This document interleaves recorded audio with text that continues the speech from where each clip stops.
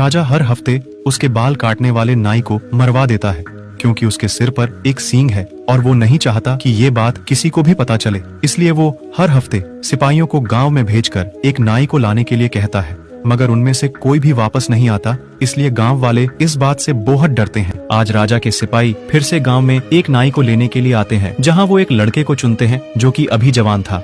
उसके जाने से पहले उसकी माँ उसके लिए खाना पैक करके देती है। थोड़ी ही देर बाद उसको राजा के सामने ले जाकर फेंक दिया जाता है। फिर सभी सिपाही वहाँ से एक एक करके चले जाते हैं। फिर राजा उसे एक चाकू देता है और अपनी टोपी उतार देता है। राजा का सिंह देखकर आदमी चौंक जाता है, मगर वो एक राजा है इसलिए वो कुछ नहीं कर सकता। आदमी अभी जवान था, मगर उसे बाल काटना बखूबी आता था। थोड़ी ही देर में राजा के बाल कट जाते हैं। राजा अपना चेहरा चाकू में देखता है और उसके काम से बहुत खुश होता है। फिर वो लड़के को बॉक्स में पड़े खजाने को लेने के लिए कहता है।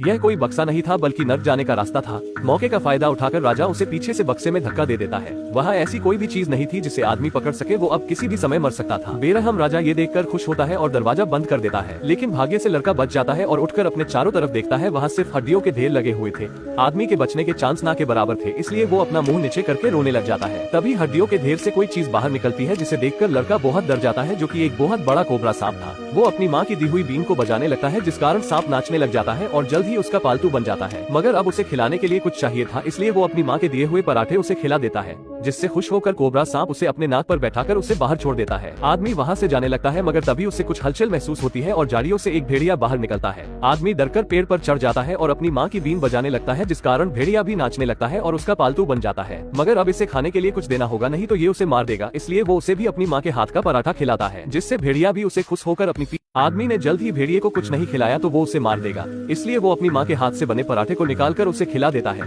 भेड़िया इस चीज से खुश हो जाता है और आदमी को अपनी पीठ पर बैठाकर रात होने तक भागता रहता है। शाम को उसे एक घर दिखाई देता है, तो आदमी एक रात वहीं रुकने का फैसला करता है। लेकिन ये कोई आम घर नहीं था, यहाँ एक चुड़ैल रहती थी। वो आदमी को देखकर एक सुंदर लड़की का रूप धारण कर लेती है और उसे घर के अंदर बुला लेती है। आदमी के अंदर जाकर बैठते ही चुड़ैल एक ताली बजाती है और घर की सभी चीजें आदमी को पकड़ लेती है और उबल रहे पानी की तरफ ले जाने लगती है। आदमी मरने से पहले आखिरी बार चुड़ैल से अपनी माँ की दी हुई बीन को बजाने का आग्रह करता है। चुड़ैल भी थोड़ी दयालु होती है, इसलिए वो उसे ये करने देती है। बीन की आवाज सुनकर चुड़ैल अपने आप नाचने लगती है और अपने असली रूप में आ जाती है। लड़का ये देखकर डर जाता है और चुपके से वहाँ से निकलने की कोशिश करता है, मगर पीछे से चुड़ैल उसे रोक देती है। चुड़ैल को भी भूख लगी थी, अगर उसे भी कुछ खाने के लिए नहीं दिया तो वो आदमी को मार देगी, इसलिए वो अपनी माँ का दिया हुआ आखिरी पराठा उसे खिला देता है, जिससे खुश होकर चुड़ैल उसे एक जादुई कोट देती है।